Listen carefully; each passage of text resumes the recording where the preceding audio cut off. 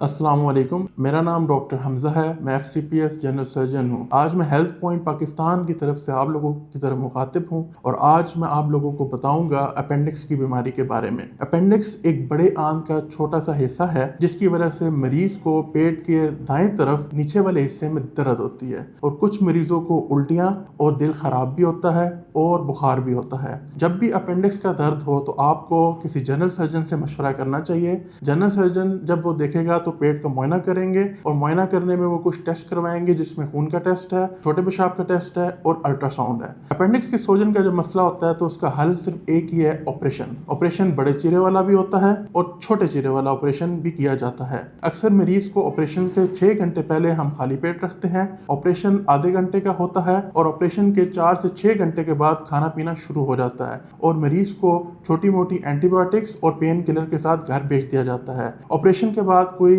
खास एहतियात नहीं होती, नॉर्मल रूटीन का खाना पीना शुरू कर दिया जाता है और मरीज को एनकरेज किया जाता है कि वो अपनी नॉर्मल जिंदगी एंजॉय करें। Thank you.